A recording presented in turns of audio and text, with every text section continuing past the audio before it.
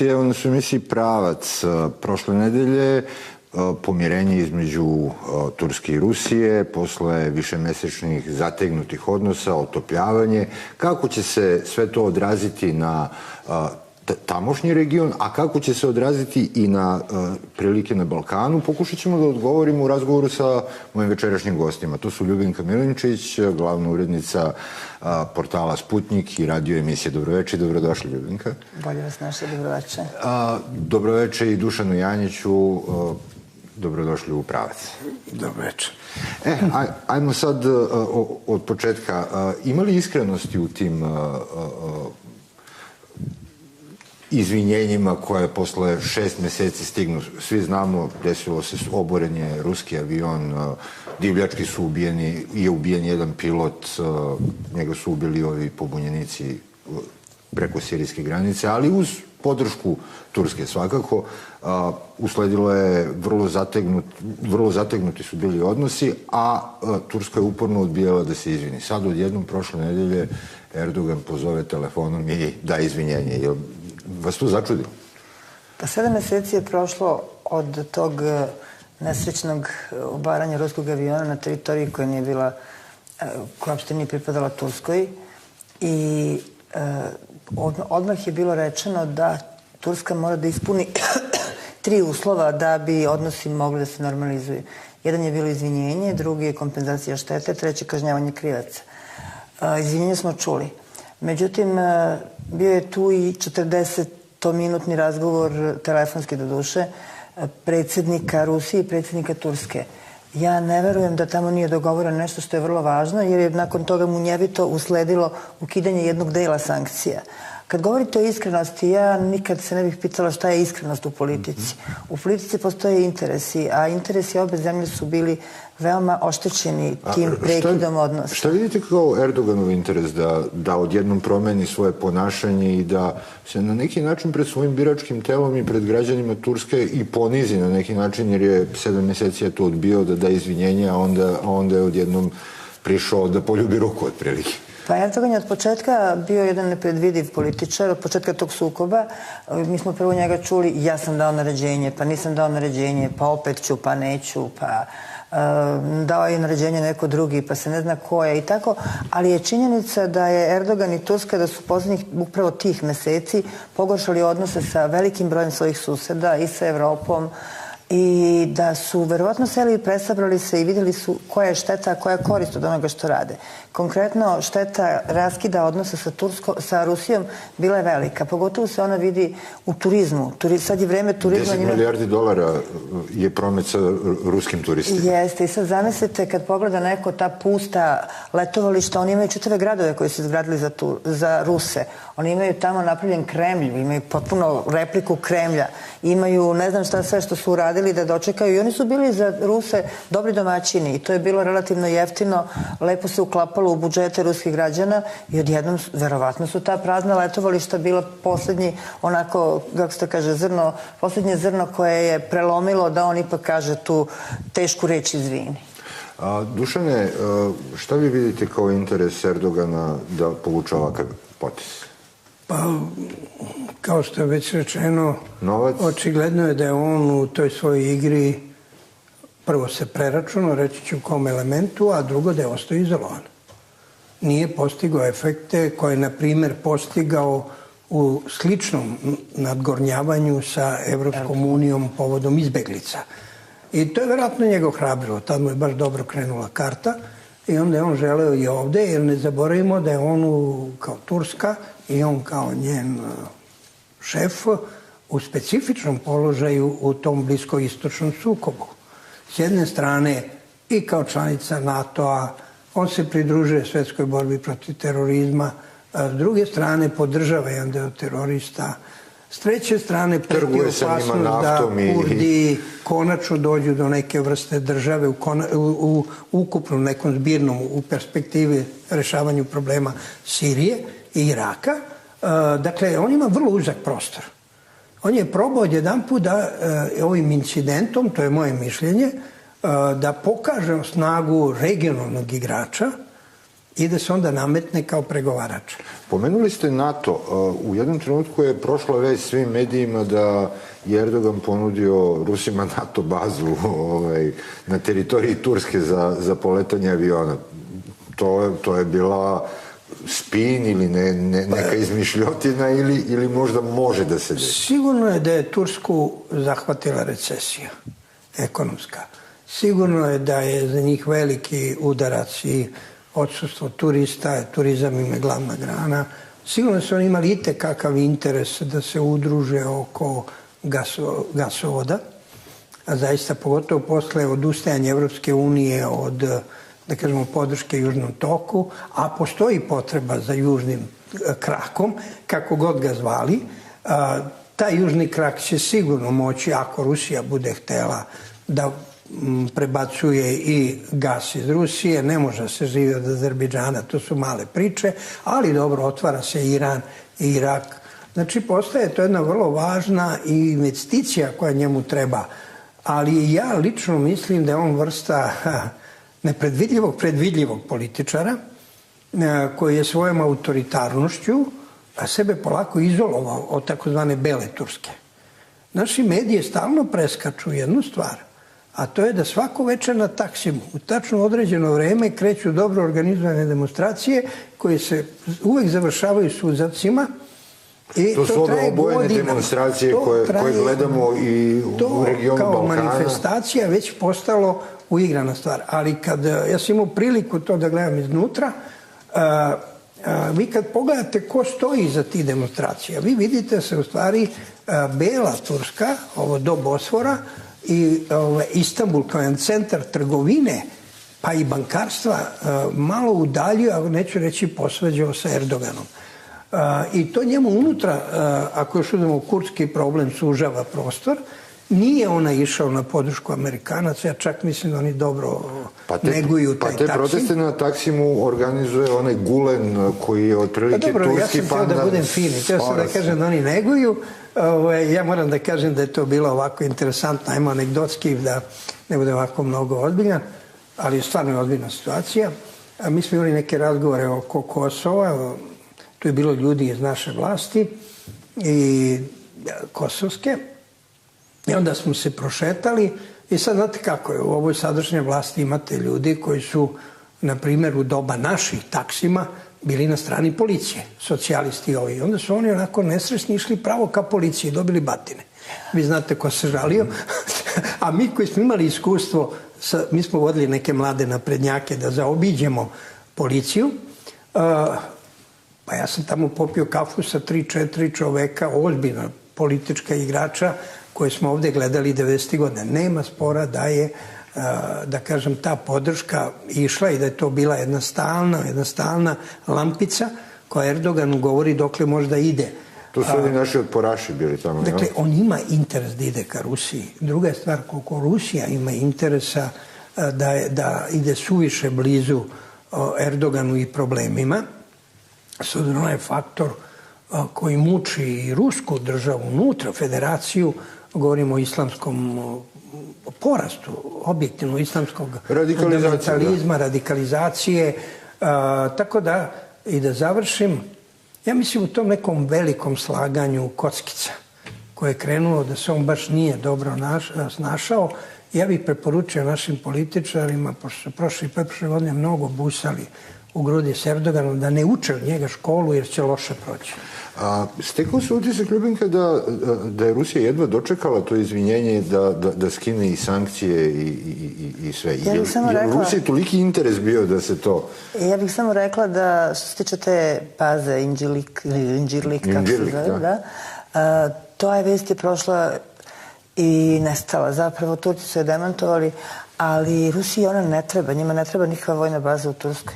Rusi su tom akcijom u Siriji pokazali koje su njihove mogućnosti. Rusija imala u Lataki... Ne samo što ima to u Lataki, nego što ona iz Rusije može da pošalje svaku vrstu oružja na ne znam koliko hiljada kilometara i apsolutno ne treba nikakva baza. A inače bilo bi smešno da NATO država daje bazu Rusiji.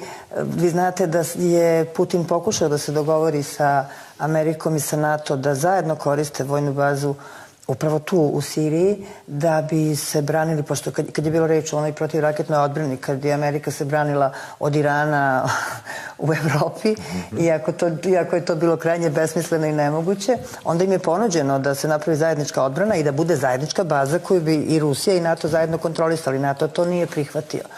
Tako da, što se tiče te baze, to je jedna besmislica. A da li su Rusi jedva dočekali? Pa mi smo malo, čini mi se malo površno pratili odgovor Rusije. Rusi su skinuli sankcije... Zato smo ovde večeras da detaljnije... Da, oni su skinuli sankcije sa turizma. Oni nisu skinuli sve sankcije. Recimo... Sa trgovine? Ne. I danas ne možete da izvezete, odnosno Turci danas ne mogu da izvezu povrće i voće u Rusiju. Građevinska operativa, onaj deo koji nije bio u startu oslobođen, sad nije dobio dodatne mogućnosti. Tako da će biti potrebno vreme da se ispeglaju stvari. Da se uvere u iskrene namere da li reč o iskrenosti ili je reč o tome da se neke stvari izdogovaraju i pregovaraju, jer Rusija je mnogo velika zemlja da bi mogao neko na taj način da sad ću da srušim avion, posle kažem izvini i puj pike ne važi. To sigurno tako ne može. Ja opet kažem, ja bih voljela kad bi bilo moguće da nam neko kaže šta se 40 minuta pričalo telefonom, a pogotovo kad dođe do tog sastanka Putin-Erdogan. Tu bi morale mnogi stvari da se definišu. Znate šta se još, ta je oslobođena, u stvari ono što odgovara jednima i drugima, ta atomska centrala koju Rusi rade u Turskoj. I nastavljeno je da se radi. To će nastaviti da se radi. To su stvari i turizam i ovo odgovaraju i jednoj i drugoj strani. Ja mislim da Rusiji trenutno ne odgovara previše da uvozi rusko voće i povrće, bez obzira da li im treba, jer su Rusi upravo počeli, zahvaljujući sankcijama, da proizvode svoje. Oni imaju mogućnost, prirodne mogućnosti da sami proizvedu sebi hranu. I dok je bila skupa nafta, jeftin uvoz, oni to prosto nisu radili. Međutim, sankcije su ih naterale. I bilo bi stvarno šteta da sad kažu, ajde, nema veze, opet ćemo sve samo da uvozimo. Mislim da imaju ozbiljno rukovodstvo koje će o tome da razmišlja. Kako vi vidite ulogu, rekli smo malo pre kakva je uloga u destabilizaciji Turske, Amerikanaca koji tu podržavaju te taksimske priredbe, kako rekao ste malo pre. Kako će oni reagovati na pokušaj dogovora Turske i Rusije? Pa, prvo bih, ako primetio, sad je prilika, retko može na miru da se razgovara u našim studijama. Hvala vam, Ljubinka, hvala Vasiću. Dakle, mi malo i Rusiju i opšte svet gledamo kao da je još uvek hladni rat. Doba baza je prošlo. Imamo doba virtualnih ratova, novih tehnologija. Vama više fizičko prisustvo vojnika je trošak. Svi gledaju da smanje broj vojnika koji fizički negde prisustvuju i naravno da povećaju efikasnost, da zapravo što pre dovezu brodovima, avionima na krizna područja. Jedan vojnik košta, mnogo košta. I Rusiju, i Ameriku, pogotovo i specijalci koji jedini mogu da se bore protiv ovih vrsta ratova. To je kombinacija terorizma, gerila, vi uletite u naseljeno mesto, puno civila, tu ne mogu klasične vojske. Ovo sam imao potrebu da kažem jer slušam mesecima te priče o bazama i prosto od vojnih eksperata, što je zapanjujuće, i nadmudrivanje koliko koji avion može poleti. Tehnološki tu su, ponovo su tu, Rusija i Amerika. Rusija i Amerika su sad, ili barem je Rusija sad u poziciji da mora, a i radila je da bi preživala, govorimo o Rusiji pod Putinom, da ojača svoj i da digne svoj značaj iznad regionalne sile, što su nju Amerikanci dozvoljavali. A onda je bila kontra Turska koja je itekako rastočila SSR u ono doba Jelcina i tako da, i Gorbačova. Dakle, to je prva stvar koju sam imao potrebu da kažem. Druga stvar, to je jedna ozbiljna administracija. Da bi jedna ozbiljna administracija donela odluke, to postoji jedan redosled i zbog toga ne treba očekivati da će to sve da legne. Ali je jako dobro što je Rusija prihvatila simbolički tako brzo.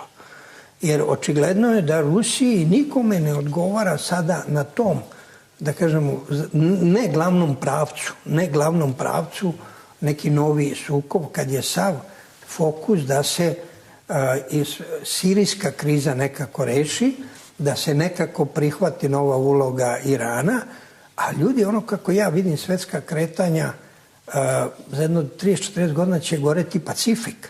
I to velike sile znaju. Oni se za to pripremaju. Znači, to je jedna stvar. Druga stvar, Amerika. Amerika, po mom nekom znanju, ona igra isto kao i Rusija, takozvani multivektorsku politiku. I oni jednostavno su počeli da primenjuju, ranije su imali samo za Pacifik, da igraju na sukobe članica, ali to su počeli da primenjuju na Evropsku uniju, pogotovo kad je počeo da raste uticaj i snaga Nemačke. Turska, dok je bila blizu Evropske unije, je bila potpora Nemačkoj. Znate, ja znam da su Amerikanci bili jako zabrinuti prodorom Turske na Balkan. Da se stalno raspitivali šta je to. I ovdje kod nas neki političari, koji su sad nesresni, jer je prošlo njihovo doba, su pogrešno kalkulisali da je dobra vest da jave da su dobri sa Ankarom. To je bila loša vest. Loša vest, pogotovo što su imali, valjda, Amerikanci šire informacije. Drugo, zašto igraju na ovo? Pa ne treba njima unutar NATO-a sad jedna osamostaljena sila, jer kao što vidimo probleme oko izlaska Britanije iz Evropske unije, a zamislite tek izlazak iz NATO, skoro nemoguća misija, a vama je Turska počela da raste jednu autoritarnu pro-islamsku državu. Dakle, mislim da je tu suština i Taksima. Drugo, Amerika će uvijek držati jedan deo tog srednjeg sloja, intelektualci, mladi, držati ih kao neku vrstu uzbunjivača. Dakle, da završim, da je bio stvarni interes da se destabilizuje Erdogan, mogli su da zaustave Evropu sa onim ludilom od prihvatanja ustavnih promjena kojima Erdogan isključio vojsku iz bilo kakvog javnog uticaja.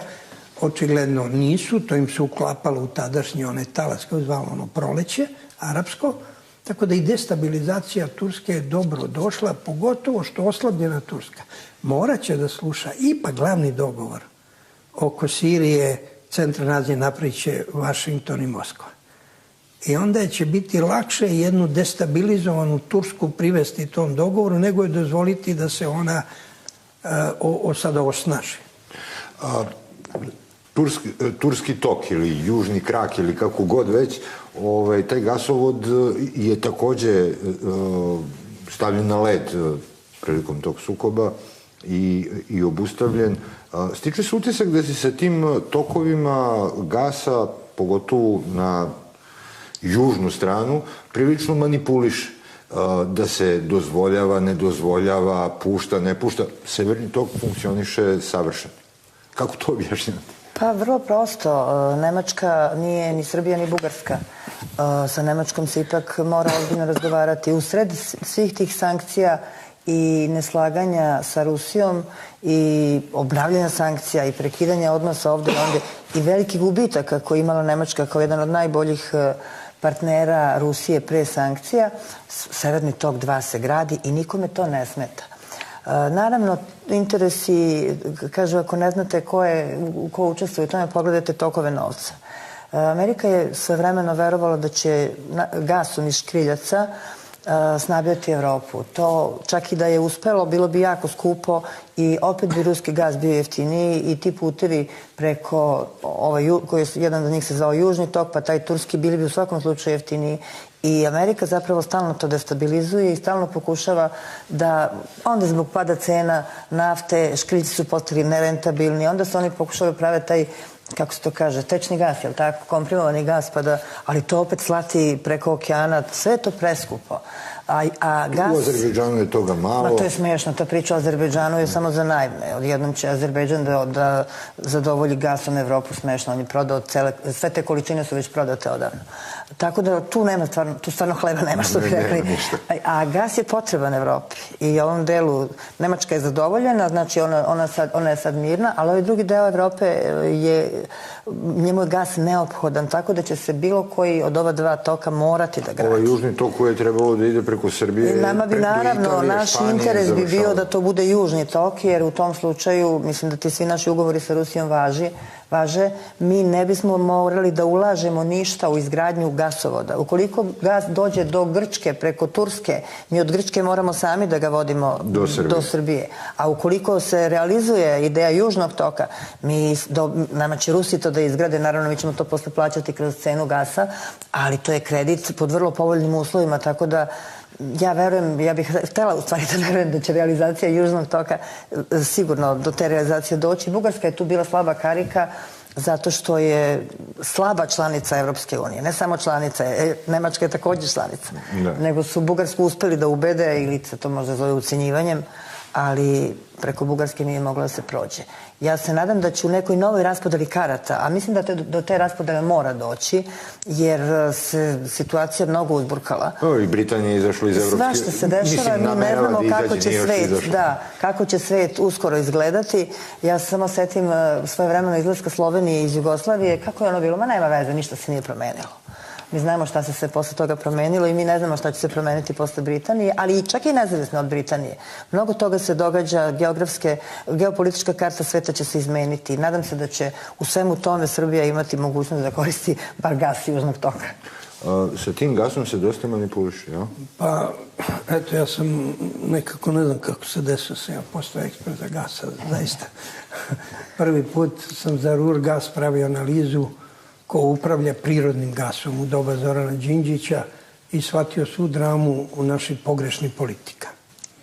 Znači, odmah da kažemo, ova država nema strategiju energetske bezbednosti, da se ne lažemo.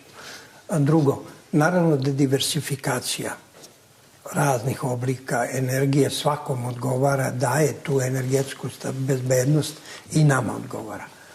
Znači da ne budemo zavisni samo od ruskog gasa, nego da možemo... Ne, generalno da imate na raspolaganju i gas i ovo što vi proizvodite. Neće moći dugo da se pravi od lignita ugalj, zato što ga mi nemamo dovoljno. Imamo hidropotencijala, ima ovih drugih obnovljivih energija zelenih, ali su skupe. Nuklearka bi još uvek bila bolje rešenje za nas, a sad oko gasa. Znači, naše potrebe gasa su tek negdje na 14% pokrivene. Znači, prostor za gasifikaciju, za pravljenje, a morat ćemo jednog dana ugalj da zamenimo gasom, na primjer za proizvodnje električne energije i tako dalje, je ogroman. I to mislim da važi za skoro čitav Zapadni Balkan, južni deo Italije, znači to i za Grčku i tako dalje. Gas dolazi, govorimo o prirodnom gasu. Što se tiče ovog tečnog gasa, on je također ograničen dometa, jer on se pravi od škriljca, kompenzuje se. Evo, ljudi iz Rijeke se obradovali i kaže sad će da obnovi se stari. Ne, mora praviti nova postrojenja. Stigne brod s tankerima, on to pretače. To je u početku jeftino, nema sigurnosti snabdevanja, a pogotovo što je nama nuđen gas ovde iz zaliha američke pacifičke flote. Što bi to bilo lepo gledati. Ja volim te velike brodove. Znate, on 50 milja pre luke mora da ukoči, onda ga more vodi i onda na 5 milja ga nakače, remorkeriju. To je jedno čudo koje ide. Dakle, da se vratim na ovu vašu temu, Južni tok i kratkovidost srpske politike. Ja razumem sve te argumente, razumem političku želju, tačno je ovo da onda ti samo maltene nakačiš se na taj gasovod, pa čak smo pravili već kalkulaciju šta ćemo da zaradimo. Nikad ruska strana nije s tom izvesnošću govorila. Evo, daću vam jedan primer. Ja sam radio za Georgetown Foundation studiju, ceo zbornik se zove Južni tok ili Azerbejdžan. I ja kad sam predao tekst, kažem, još nije sigurno da će i Evropska unija i Rusija ostati pri Južnom toku. Izdavač Bugajski zaustavi. 6 meseci čekalo se štampanje dok se nije dogodilo što se dogodilo. Onda on kaže, odakle si ti znao? Pa ja sam oslonio na izvore iz Gazproma. Pitaj onoga ko je izvor. Dakle, nemoj čitati dnevne novine, gledaj interes proizvođača. Dakle, šta je bio problem Evrope? I to mora se kaže, oko ovoga da je neizvesna. Ovdje je vladala jedna čudna mafija koja se zove Energy Community. To je ovako da vam prevedem na srpski, tajkuni u trgovini električnom energijom napravili zajednicu. I mi takve čak. Ne, pa naši su unutra. To je prvo nastalo za ovaj nesrećni deo Evrope jugoistočne i onda su oni jedan put ohrabrili. Pa oni propisuju koja zemlja može šta, pa teraju siromašne zemlje na skupe energije. Pa onda oni kažu mora tečni gas, ne može prirodni gas. Pa uzmi ga ti za sebe.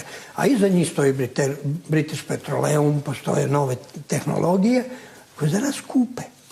Dakle, mi moramo, ja to uvijek sam citirao, mislim da je to Peđa Simić rekao prvi, kaže, preko leta možeš i da mrziš Moskvu. Kad dođe zima, niko bolje ne greje od Rusije, tako da to doba zime dolazi. Dakle, mi moramo završiti naš regionalni gasovod. Nismo mi više igrači koji utiču gde će ići glavni tok i u buduće ne praviti tako brzoplete, ne idem namerno u detalje, jer nije ruska strana kriva. Odmah da kažem. Pa ja sam pravo, neću da vas prekidam, ali meni nije jasno šta Rusi nisu uradili. Ugovori su svi potpisani. Ne, ti su svi ugovori, ali ruska strana nije mogla krene odatle da gradi. Pa nije mogla zato što su taj energetski paket koji Evropa stalno pominje, to je bilo retroaktivna primjena nečega što nije postojalo u momentu kad je cela priča započeta. I dogodio se Krim. Skratila se traka. Da. Počela je nova matematika da se radi normalno. Ti gledaš da ideš bržim putem. I pa se promenila pravac. Drugo, ovi partneri koji su trebali da obezbeđuju svoje, to je čak bila i drama Nabuka. Nabuko nije prošlo što niko od evropskih država i kompanija nije teo plati svoj deo. Ali nisu im ni imali gas. Gde da uzmu gas? Da, nisu imali gas. Pa na kraju mi svi, evo da skratimo priču, ima odakle može da se dobije gas. Znači može iz Rusije, može iz Irana, Iraka. Sad može, a nije mogo. Da, mislim, načelno. Evo, mir. Gde ima gasa? Ne, Iran je bio tada pod sankcijama, on je mogao da menja samo gas za hranu.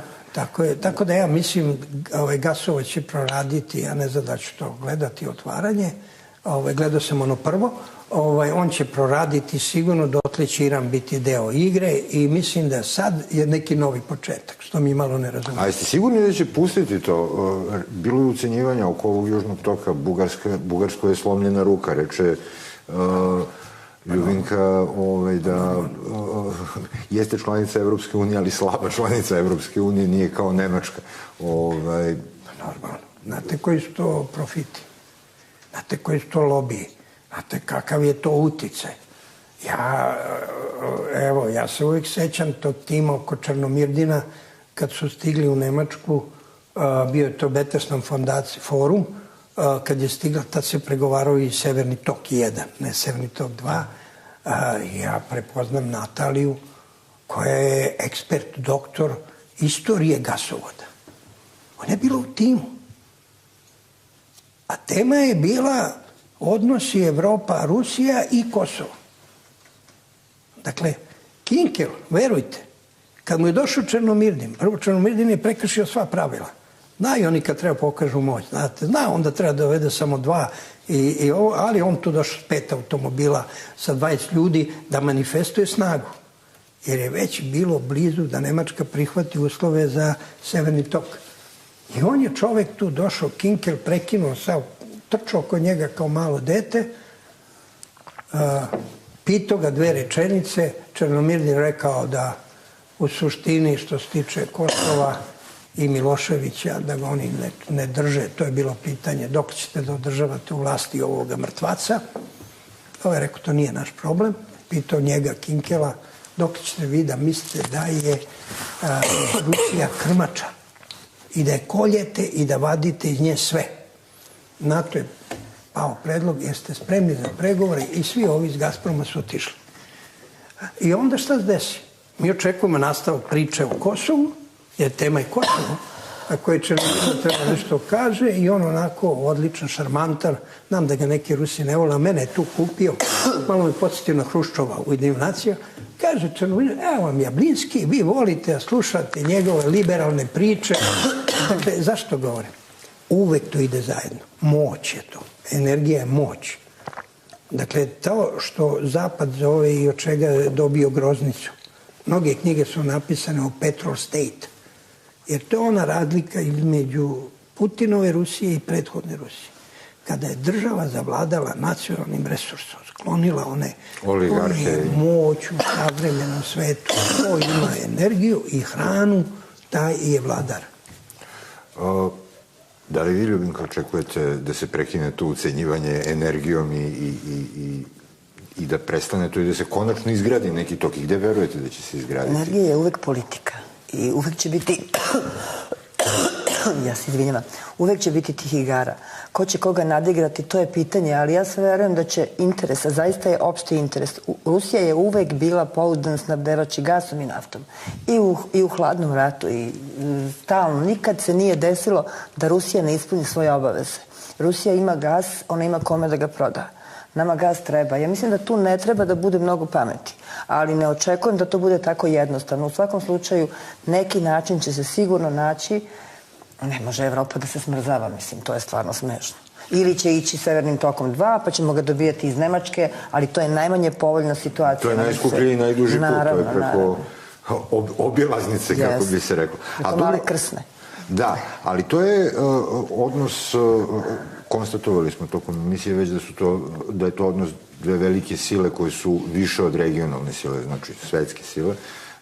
Da li očekujete neku promenu? Biće promenu u administraciji u Vašingtonu, biće novi predsjednik krajem ove godine.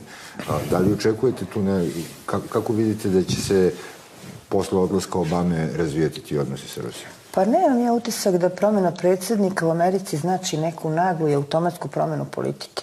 Amerika je verovatno zato velika država što ona ima mnogo dugoročnije i ciljeve i neka pravila ponašanja koje ne menjaju ni predsjednici.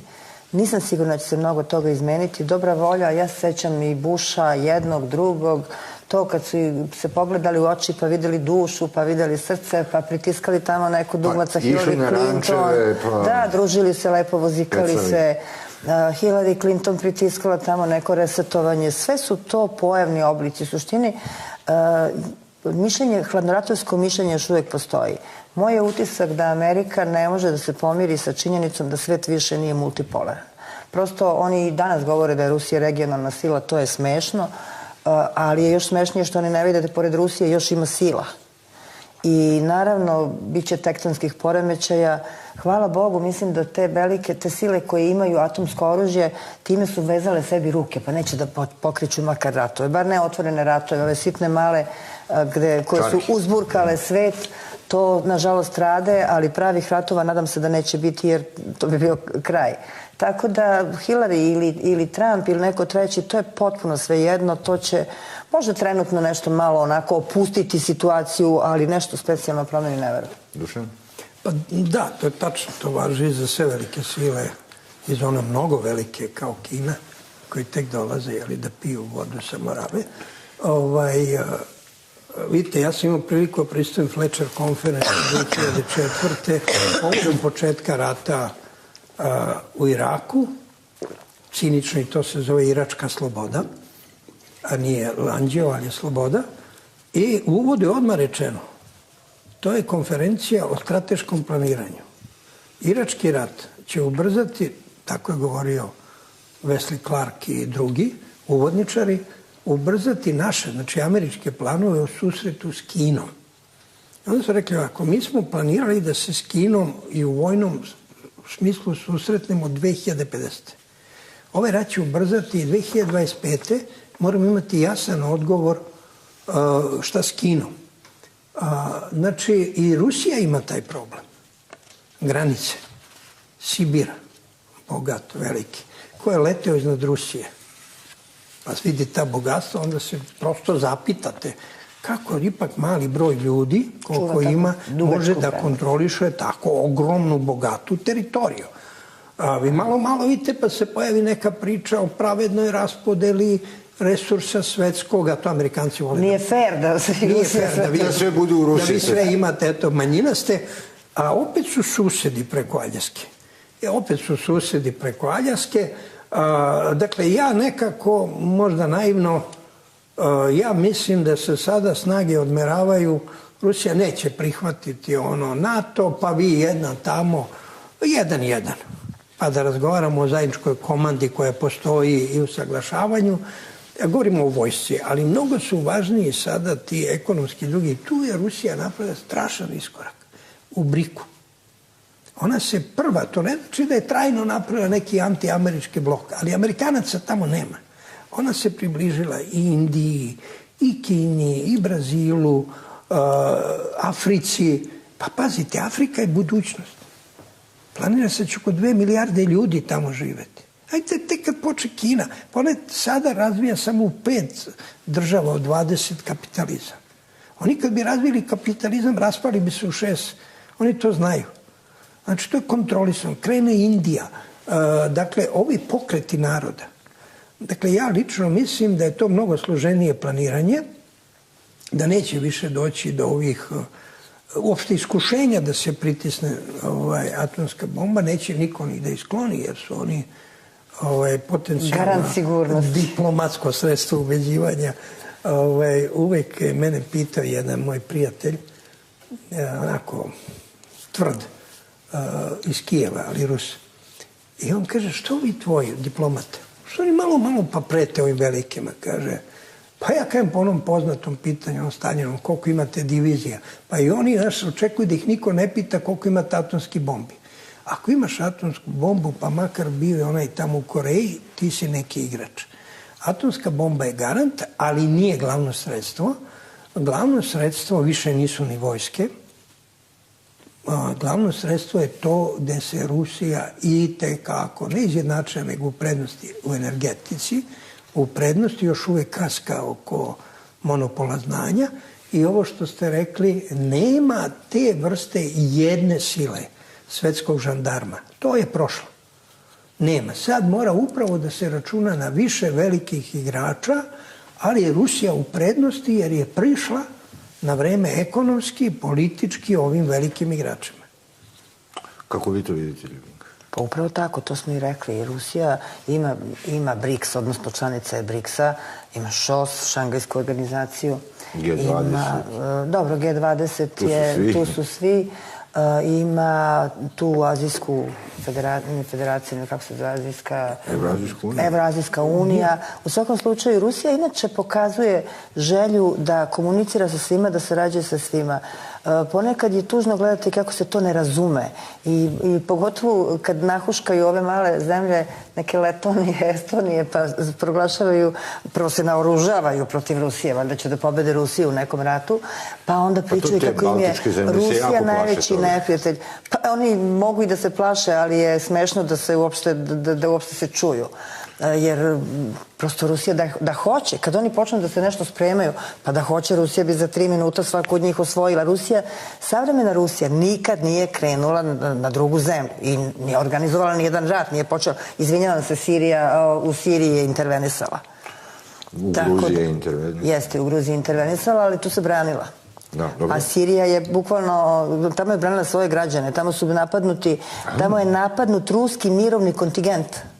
A to se nikad ne oprašta.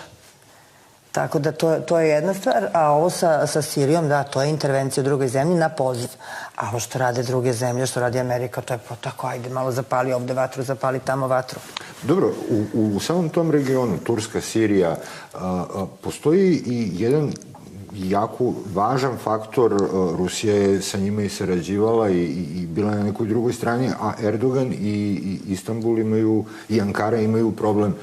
To su Kurdi, to je 30-40 miliona ljudi, to bi bila jedna ozbiljna država ako bi uspela da se napravi. Ja mislim da je to bio razlog što su Turci srušili ruski avion.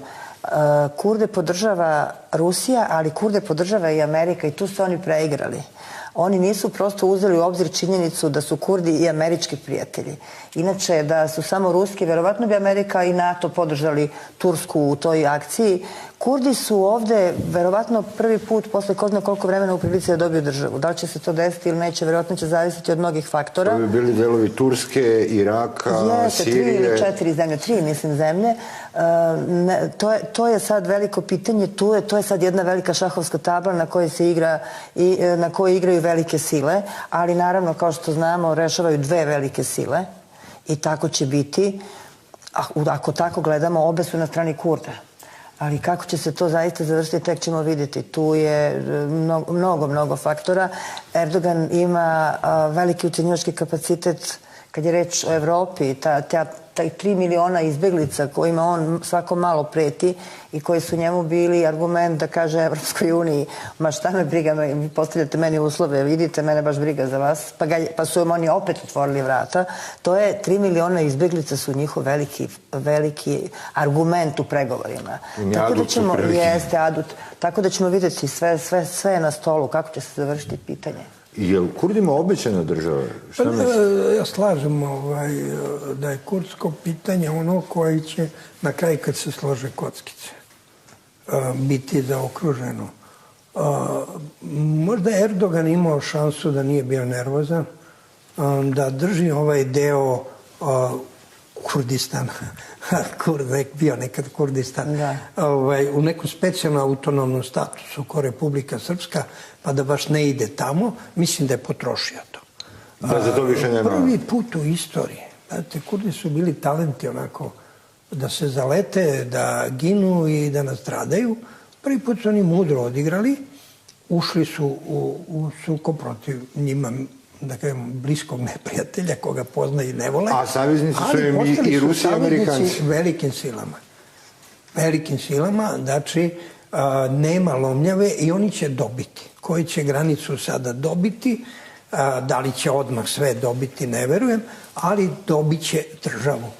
Ono što je tu važnije, kako ja vidim, to je da će se postići neka nova politička podela i neka nova ravnoteža u centralnoj Aziji i to će objektivno centralnu Aziju oživeti, vratiti deo izbeglica, otvoriti ogromne potencijale Irana i u poljoprivredi, i u energetici, i u turizmu, i da dođu i da prime, promenit će to geografiju. Neposredne žrtve toga bit će Emirati i ovi Arapi. Saudi Arabija je jako nervozna. Jako nervozna. Jer njima i nestaje nafta, ima još za 80 godina resursa. A centralna Azija ima dovoljno resursa, ona je vrlo interesantan partner i Americi. Dakle, neću reći da li je to baš sve namerno baš se krenulo tako, ali tako se dogodilo. Ne verujem ja, ljudi krenu s jednim planom stvari. I pogreše uvek tamo dođu gde je nafta. Pa uvek tu, da vam kažem jednu stvar. Pa to je tako. Ja sam s etničkim sukobima. I meni je bilo čudno zašto jedan puta Dubrovnik. Oni moji Hercegovci, baš rođaci, kaže, opalio sam jednu na Dubrovnik. Što bre na Dubrovnik? Pa on tamo iz Ljubinja krenuo na Dubrovnik. Pa sam se vratio malo tom prvom putu svile, pravom, a ne ovom, ovo je za 23. vek. A to išlo bre fizički. I kad si pogledao liniju puta svile, ti svuda si imao etničke sukobe, sve je gorelo. A tu stvari jedna prirodni prolaz za ljude, čak i konjima i kamilama, a bogato, ima vode, ima energije. Dakle, uvek je. I onda je počeo malo istoriju tih ratova, vezano za ove moje etničke sukobe i shvatim konačno istinu. Ma nije niko u Srebrenici pravio masakr zbog navodnog rudnika olova. Kontrolišu se putevi dolaska energije. Ovaj deo, zašto smo mi sad natragnuti ovakvi, da iskreno kažem, malo u fronclama, urozani? Pa zato što ovo je peta oblast u svetu po bogatstvu voda. Ovo, kad kažem, mislim na bivšu Jugoslaviju plus Albaniju. To je to. Dakle, a i voda je i hrana i energija. Nemamo mi naftu i ovo. Tako da jeste, evo, gle čuda, ljudi hoće da piju vodu, hoće da jedu nešto i hoće da se greju. I oko toga se vode politike. Iz Morave ne znam da li će piti vodu, ali to ćemo da vidimo. Ne, pametne politike se oko toga vode, a ove druge se vode... Dođe smo do naših regiona. Turska je pokazala prilično aspiracije prema svemu onome što je nekad zahvatala Otomanska imperija. Da li, znači prema ovim krajevima, da li Rusija može da je spreči to? Pa mi kad govorimo o Rusiji, mi stalno zamišljamo da nešto Rusija ovde, te nešto sprečava, te nešto nameće. Mislim da pomogne. Rusija ima svoje interese kao i sve ozbiljne države i mi toga moramo da budemo svesni. I ja stalno govorim, kao mala zemlja, mi moramo da budemo srećni ako se naši interesi poklapaju sa interesima neke velike sile. Zaista je to onda sreća za malu zemlju. Ne daj Bože da su suprotstavljeni, onda se završava kao u Iraku. Tako da mi imamo Rusiju kao prijatelja koji nama, na primjer, u Ujedinjenim nacijama pomaže onda gdje mi tražimo da nam se pomogne. Ako tražimo od Rusije da, recimo, glasa protiv nečega što bi Turska nama uradila u Ujedinjenim nacijama, ona će sigurno glasati. Ali Turska na neki drugi način to radi. Kako će da spreči Turska da se napravi ovaj ili onaj ugovor ili da se sprovede, da se uloži novac u ovu ili onu fabriku, u Pazaru, ovde, onde. To su stvari o kojima treba naša država da misli. A naravno, svako voli, Erdogan bi voleo da bude sultan, verovatno, i da vlada onom teritorijom kojim su vladali njegovi preci. Ako mu se to dozvoli, on će to i uraditi. Mislim da mi sami moramo da brinemo o sebi. Dušane, ovaj prostor je američka zona uticaja, otprilike. Svuda okolo je NATO, svuda je... Što bi rekao Vladimir Dedijer, pokojni, interesna sfera. I interesna sfera. Lepsi je zona uticaja, to znači da neko stvarno i utiče ovde. Upravo tako. Da li te otomanske, imperijske aspiracije može neko da spreči ili mislite da se one mogu i realizovati? Mislim da su one već umrle.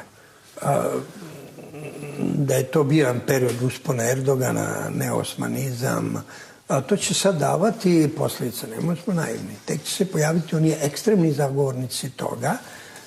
Vidite, ja sam uvijek tražio iz ovog studija da se konačno kaže ko su bili oni pobijeni vahabisti u Pazaru. Odak su oni došli? Kad su se predali, oni ih pobili. Pa dajte recite odak su došli. Dakle, drugo, što se tiče Turske i nas, naših 500 godina ili njihovih, ne znam se čije su teže bile, neki kažu da su oni pobegli od nas. Posle 500 godina sve je moguće. Što nisu ranije. Da su išli ranije, bilo bi možda bolje.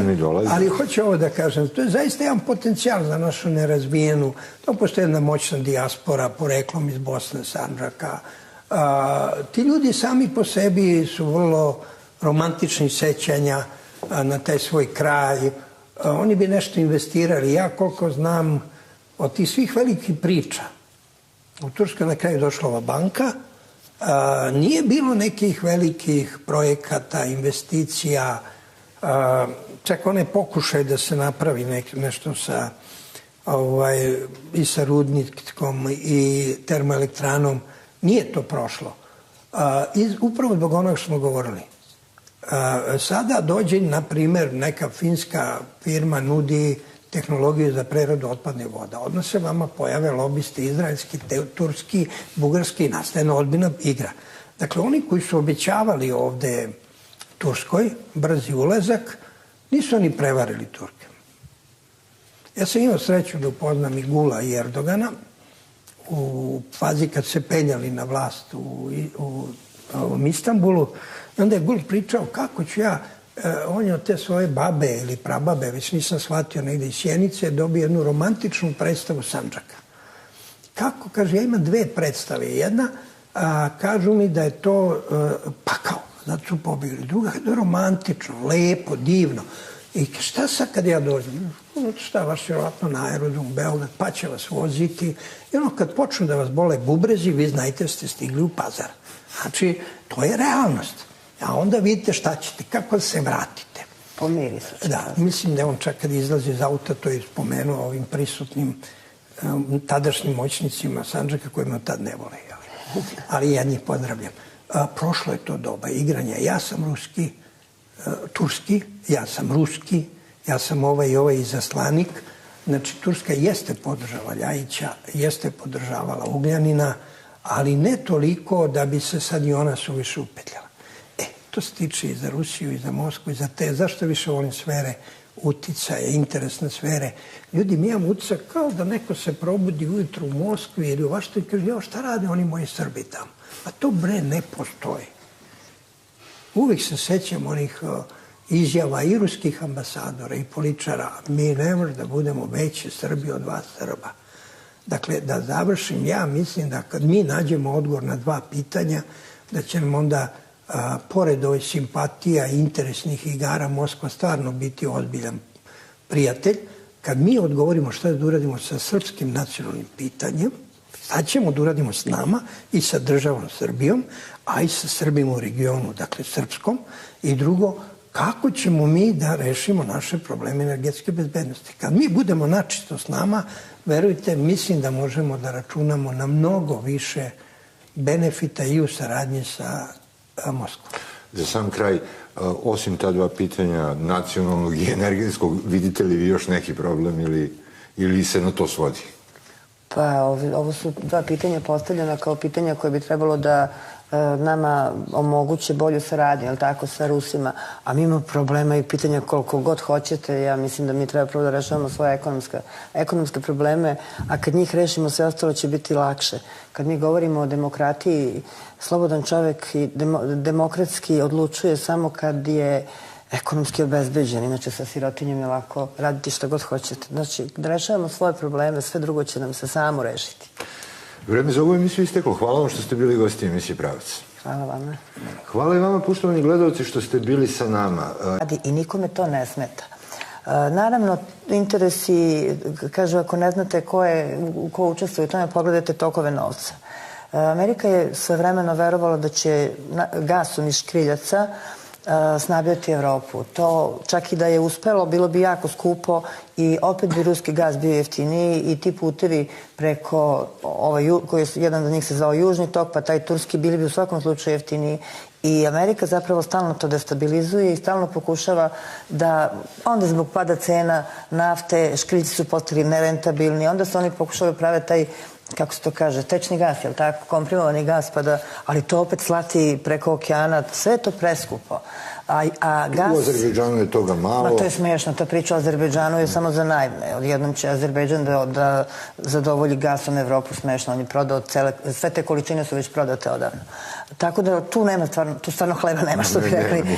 A gas je potreban Evropi. I u ovom delu Nemačka je zadovoljena, znači ona je sad mirna, ali ovaj drugi deo Evrope njemu je gas neophodan, tako da će se bilo koji od ova 2 toka morati da gradi. Ovaj južni tok koji je trebalo da ide preko Srbije... Nama bi naravno, naš interes bi bio da to bude južni tok, jer u tom slučaju, mislim da ti svi naši ugovori sa Rusijom važe, mi ne bismo morali da ulažemo ništa u izgradnju gasovoda. Ukoliko gas dođe do Grčke preko Turske, mi od Grčke moramo sami da ga vodimo do Srbije. A ukoliko se realizuje ideja južnog toka, nama će Rusi to da izgrade, naravno mi ćemo to posle plaćati kroz cenu gasa, ali to je kredit pod vrlo povoljnim uslovima, tako da ja verujem, ja bih htela u stvari da verujem da će realizacija južnog toka sigurno do te realizacije doći. Bugarska je tu bila slaba karika zato što je slaba članica Evropske unije. Ne samo članica, Nemačka je također članica. Nego su Bugarsku uspeli da ubede, ili se to možda zove ucenjivanjem, ali preko Bugarske nije moglo da se prođe. Ja se nadam da će u nekoj novoj raspodeli karata, a mislim da do te raspodele mora doći, jer se situacija mnogo uzburkala. I Britanija je izašla iz Evropske... Svašta se dešava, mi ne znamo kako će svet uskoro izgledati. Ja se samo setim svojevremeno izlaska Slovenije iz Jugoslavije, kako je ono bilo, ma nema veze, ništa se nije promenilo. Mi znamo šta se posle toga promenilo i mi ne znamo šta će se promeniti posle Britanije, ali čak i nezavisno od Britanije.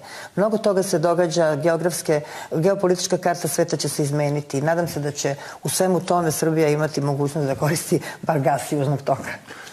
Sa tim gasom se dosta manipuliše, ja? Pa, eto, ja sam nekako, ne znam kako se desilo, sam ja postao ekspert za gasa, zaista. Prvi put sam za Ruhrgas pravio analizu ko upravlja prirodnim gasom u doba Zorana Đinđića i shvatio svu dramu u naših pogrešnih politika. Znači, odmah da kažemo, ova država nema strategiju energetske bezbednosti, da se ne lažemo. A drugo, naravno da diversifikacija raznih oblika energije svakom odgovara, daje tu energetsku bezbednost i nama odgovara.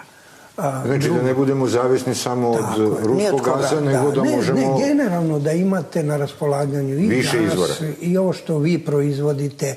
Neće moći dugo da se pravi od lignita ugalj, zato što ga mi nemamo dovoljno. Imamo hidropotencijala, ima ovih drugih obnovljivih energija, zelenih, ali su skupe. Nuklearka bi još uvek bila bolje rešenje za nas, a sad oko gasa. Znači, naše potrebe gasa su tek negdje na 14% pokrivene. Znači, prostor za gasifikaciju, za pravljenje, a morat ćemo jednog dana ugalj da zamenimo gasom, na primjer za proizvodnje električne energije i tako dalje, je ogroman. I to mislim da važi za skoro čitav Zapadni Balkan, južni deo Italije, znači to i za Grčku i tako dalje. Gas dolazi, govorimo o prirodnom gasu. Što se tiče ovog tečnog gasa, on je također ograničen dometa, jer on se pravi od škriljca, kompenzuje se. Evo, ljudi iz Rijeke se obradovali i kaže sad će da obnovi se stari. Ne, mora praviti nova postrojenja. Stigne brod s tankerima, on to pretače. To je u početku jeftino, nema sigurnosti snabdevanja, a pogotovo što je nama nuđen gas ovde iz zaliha američke pacifičke flote. Što bi to bilo lepo gledati. Ja volim te velike brodove. Znate, on 50 milja pre luke mora da ukoči, onda ga more vodi i onda na 5 milja ga nakače, remorkeriju. To je jedno čudo koje ide. Dakle, da se vratim na ovu vašu temu, Južni tok i kratkovidost srpske politike. Ja razumem sve te argumente, razumem političku želju, tačno je ovo da onda ti samo maltene nakačiš se na taj gasovod, pa čak smo pravili već kalkulaciju šta ćemo da zaradimo. Nikad ruska strana nije s tom izvesnošću govorila. Evo, daću vam jedan primer. Ja sam radio za Georgetown Foundation studiju, ceo zbornik se zove Južni tok ili Azerbejdžan. I ja kad sam predao tekst, kažem, još nije sigurno da će i Evropska unija i Rusija ostati pri Južnom toku. Izdavač Bugajski zaustavi. 6 meseci čekalo se štampanje dok se nije dogodilo što se dogodilo. Onda on kaže, odakle si ti znao? Pa ja sam oslonio na izvore iz Gazproma. Pitaj onoga ko je izvor. Dakle, nemoj čitati dnevne novine, gledaj interes proizvođača. Dakle, šta je bio problem Evrope? I to mora se kaže oko ovoga da je neizvesna. Ovdje je vladala jedna čudna mafija koja se zove Energy Community. To je ovako da vam prevedem na srpski, tajkuni u trgovini električnom energijom napravili zajednicu. I mi takve čak. Ne, pa naši su unutra.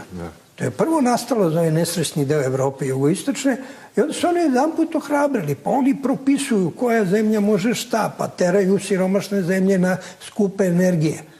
Pa onda oni kažu mora tečni gas, ne može prirodni gas. Pa uzmi ga ti za sebe. A iza njih stoji British Petroleum, postoje nove tehnologije koje za nas kupe. Dakle, mi moramo, ja to uvijek sam citirao, mislim da je to Peđa Simić rekao prvi, kaže, preko leta možeš i da mrziš Moskvu. Kad dođe zima, niko bolje ne greje od Rusije, tako da to doba zime dolazi. Dakle, mi moramo završiti naš regionalni gasovod. Nismo mi više igrači koji utiču gde će ići glavni tok i u buduće ne praviti tako brzoplete, ne idem namerno u detalje, jer nije ruska strana kriva. Odmah da kažem. Pa ja sam pravo, neću da vas prekidam, ali meni nije jasno šta Rusi nisu uradili. Ugovori su svi potpisani. Ne, ti su svi ugovori, ali ruska strana nije mogla krene odatle da gradi. Pa nije mogla zato što su taj energetski paket koji Evropa stalno pominje, to je bilo retroaktivna primjena nečega što nije postojalo u momentu kad je cela priča započeta. I dogodio se Krim. Skratila se traka. Da. Počela je nova matematika da se radi normalno. Ti gledaš da ideš bržim putem. I pa se promenila pravac. Drugo, ovi partneri koji su trebali da obezbeđuju svoje, to je čak bila i drama Nabuka. Nabuko nije prošlo što niko od evropskih država i kompanija nije teo plati svoj deo. Ali nisu im ni imali gas. Gde da uzmu gas? Da, nisu imali gas. Pa na kraju mi svi, evo da skratimo priču, ima odakle može da se dobije gas. Znači može iz Rusije, može iz Irana Iraka. Sad može, a nije moglo. Da, mislim, načelno, evo, mir. Gde ima gasa? Svi se vole. Ne, Iran je bio tada pod sankcijama, on je mogao da menja samo gas za hranu. Tako da ja mislim, gasovod će proraditi, ja ne znam da ću to gledati, otvaranje, gledao sam ono prvo, on će proraditi sigurno, dotle će Iran biti deo igre i mislim da sad je neki novi početak, što mi malo ne razumijemo. A jeste sigurni da će pustiti to? Bilo je ucenjivanja oko ovog južnog toka, Bugarsko je slomljena ruka, reče Ljubinka da jeste članica Evropske unije, ali slaba članica Evropske unije. Ja bih samo rekla da što se tiče te baze Inđirlik, kako se zove, da, to je vest je prošla i nestala. Zapravo Turci su je demantovali, ali Rusiji ona ne treba, njima ne treba nikakva vojna baza u Turskoj. Rusi su tom akcijom u Siriji pokazali koje su njihove mogućnosti. Rusija imala u Lataki. Ne samo što ima to u Lataki, nego što ona iz Rusije može da pošalje svaku vrstu oružja na ne znam koliko hiljada kilometara i apsolutno ne treba nikakva baza. A inače bilo bi smešno da NATO država daje bazu Rusiji. Vi znate da je Putin pokušao da se dogovori sa Amerikom i sa NATO da zajedno koriste vojnu bazu upravo tu u Siriji, da bi se branili, pošto kad je bilo reč o onoj protivraketnoj odbrani, kad je Amerika se branila od Irana u Evropi, iako je to bilo krajnje besmisleno i nemoguće, onda im je ponuđeno da se napravi zajednička odbrana i da bude zajednička baza koju bi i Rusija i NATO zajedno kontrolisali. NATO to nije prihvatio. Tako da, što se tiče te baze, to je jedna besmislica. A da li su Rusi jedno dočekali? Pa mi smo malo, čini mi se malo površno pratili odgovor Rusije. Rusi su skinuli sankcije... Zato smo ovde večeras da detaljnije... Da, oni su skinuli sankcije sa turizma. Oni nisu skinuli sve sankcije. Recimo... Sa trgovine? Ne. I danas ne možete da izvezete, odnosno Turci danas ne mogu da izvezu povrće i voće u Rusiju. Građevinska operativa, onaj deo koji nije bio u startu oslobođen, sad nije dobio dodatne mogućnosti. Tako da će biti potrebno vreme da se ispeglaju stvari. Da se uvere u iskrene namere. Da li reč o iskrenosti ili je reč o tome da se neke stvari izdogovaraju i pregovaraju, jer Rusija je mnogo velika zemlja da bi mogao neko na taj način da sad ću da srušim avion, posle kažem izvini i puj pike ne važi. To sigurno tako ne može. Ja opet kažem, ja bih voljela kad bi bilo moguće da nam neko kaže šta se 40 minuta pričalo telefonom, a pogotovo kad dođe do tog sastanka Putin-Erdogan. Tu bi morale mnogi stvari da se definišu. Znate šta se još, ta je oslobođena, u stvari ono što odgovara jednima i drugima, ta atomska centrala koju Rusi rade u Turskoj. I nastavljeno je da se radi. To će nastaviti da se radi. To su stvari i turizam i ovo odgovaraju i jednoj i drugoj strani. Ja mislim da Rusiji trenutno ne odgovara previše da uvozi rusko voće i povrće, bez obzira da li im treba, jer su Rusi upravo počeli, zahvaljujući sankcijama, da proizvode svoje. Oni imaju mogućnost, prirodne mogućnosti da sami proizvedu sebi hranu. I dok je bila skupa nafta, jeftin uvoz, oni to prosto nisu radili. Međutim, sankcije su ih naterale. I bilo bi stvarno šteta da sad kažu, ajde, nema veze, opet ćemo sve samo da uvozimo. Mislim da imaju ozbiljno rukovodstvo koje će o tome da razmišlja. Kako vi vidite ulogu, rekli smo malo pre kakva je uloga u destabilizaciji Turske, Amerikanaca koji tu podržavaju te taksimske priredbe, kako rekao ste malo pre, kako će oni reagovati na pokušaj dogovora Turske i Rusije? Pa prvo bih, ako primetio, sad je prilika, retko može na miru da se razgovara u našim studijama. Hvala vam, Ljubinka, hvala Vasiću. Dakle, mi malo i Rusiju i opšte svet gledamo kao da je još uvek hladni rat. Doba baza je prošlo. Imamo doba virtualnih ratova, novih tehnologija.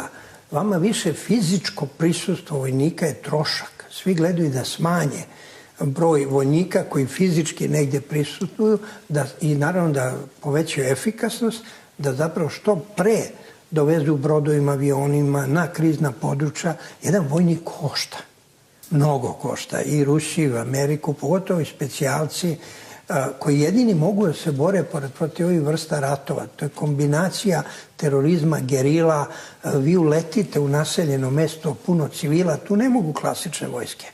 Ovo sam imao potrebu da kažem jer slušam mesecima te priče o bazama i prosto od vojnih eksperata, što je zapanjujuće, i nadmudrivanje koliko koji avion može poleti. tehnološki tu su. Ponovo su tu. Rusija i Amerika. Rusija i Amerika su sad, ili barem je Rusija sad u poziciji da mora, a i radila je da bi preživala, govorimo o Rusiji pod Putinom, da ojača svoj i da digne svoj značaj iznad regionalne sile, što su njoj Amerikanci dozvoljavali. A onda je bila kontra Turska koja je itekako rastočila SSR u ono doba Jelcina i tako da, i Gorbačova. Dakle, to je prva stvar koju sam imao potrebu da kažem. Druga stvar, to je jedna ozbiljna administracija. Da bi jedna ozbiljna administracija donela odluke, to postoji jedan redosled i zbog toga ne treba očekivati da će to sve da legne. Ali je jako dobro što je Rusija prihvatila simbolički tako brzo.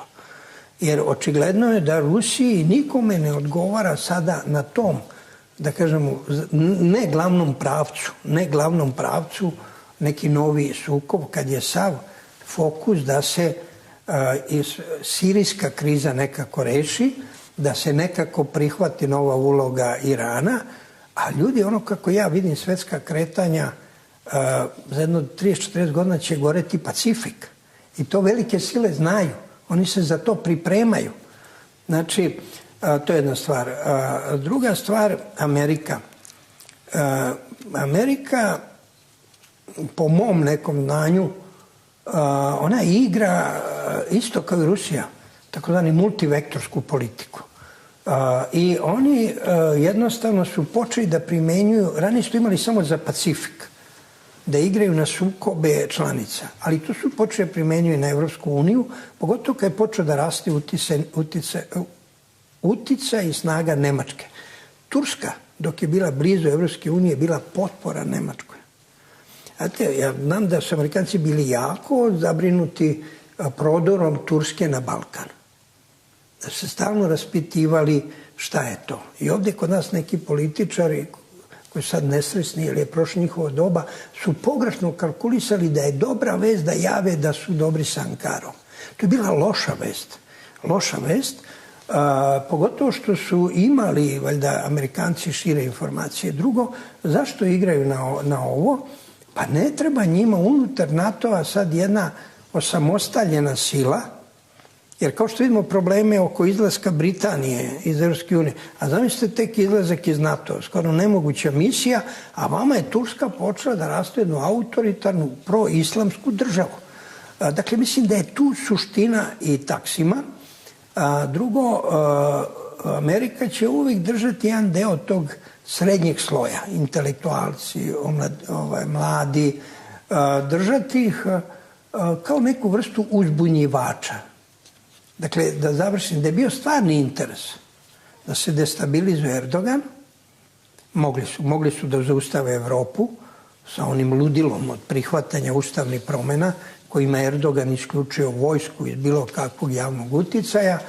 Očigledno nisu, to im se uklapalo u tadašnji onaj talas, kao zvalo ono proleće, arapsko, tako da i destabilizacija Turske je dobro došla, pogotovo što oslabljena Turska morat će da sluša ipak glavni dogovor oko Sirije, Centralne Azije napravit će Vašington i Moskva. I onda će biti lakše jednu destabilizovanu Tursku privesti tom dogovoru, nego je dozvoliti da se ona sada osnaži. Turski tok ili južni krak ili kako god već, taj gasovod je takođe stavljen na led prilikom tog sukoba i obustavljen. Stiče se utisak da se sa tim tokovima gasa, pogotovo na južnu stranu, prilično manipuliše. Da se dozvoljava, ne dozvoljava, pušta, ne pušta. Severni tok funkcioniše savršeno. Kako to objašnjate? Pa vrlo prosto. Nemačka nije ni Srbija ni Bugarska. Sa Nemačkom se ipak mora ozbiljno razgovarati. Usred svih tih sankcija i neslaganja sa Rusijom i obnavljanja sankcija i prekidanja odnosa ovde i veliki gubitaka koji je imala Nemačka kao jedan od najboljih partnera Rusije pre sankcija, Severni tok 2 se gradi. Unija nije kao Nemačka. Normalno. Znate koji su to profiti?